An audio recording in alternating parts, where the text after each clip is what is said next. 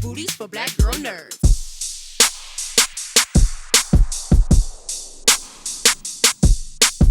I'm good, Chalice. How are you? You're gorgeous. Oh my God, as are you. Thank you. Thank you. Awesome. Well, thank you so much for taking time to speak with us today. This show is hilarious, so it's good to talk to you about it. Great.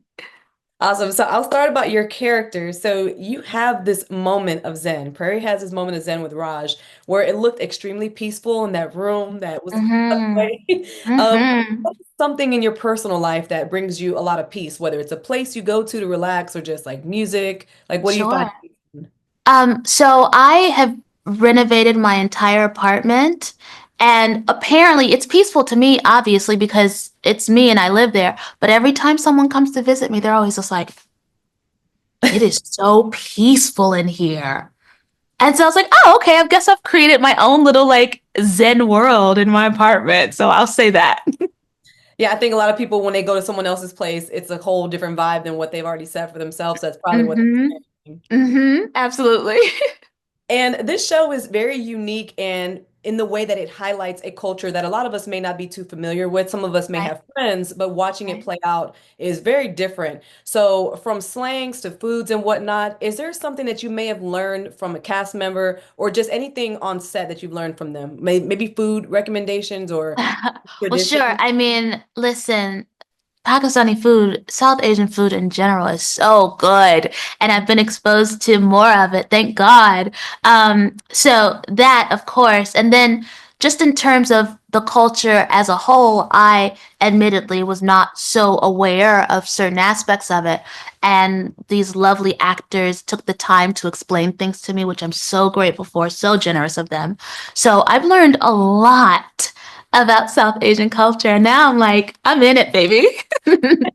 And I feel like it taught so much without making it like a lesson. Like there were things that I Right. understood, and I think that's what I Mm-hmm. like the most about it because I do have friends that when I watch this, I'm like, oh, I've definitely heard my friend Sarah say that, or I've heard my friend Uh-huh. say that. So like, it makes a lot of sense to me. Yes, absolutely. And each episode was just so unhinged, or something crazy was happening in each episode. So Uh-huh. looking at all 10 of them that I've seen, Mm-hmm. without giving any spoilers, which one did you see on page or did you see come to fruition where you were like, that one was like a jaw-dropping moment for us to look out for? Sure, sure, sure. I'm trying to be very careful with what I say. Let's see. Around two-thirds of the way into the season. Mhm. So maybe episode 7 or 8. Uh, there's some jaw-dropping things that happen that really took me by surprise when I read them on the page.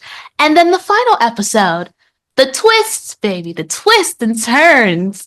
Mm-hmm. Yeah, I think for sure this is definitely one of those shows that's guilty of giving a lot of twists and turns. And you're going in thinking it's just a comedy, but it's much more than that. Oh yes, yes, yes, yes.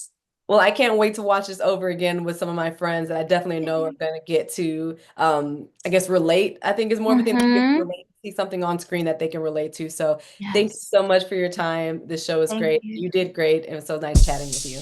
You too. Thank you so much. Bye.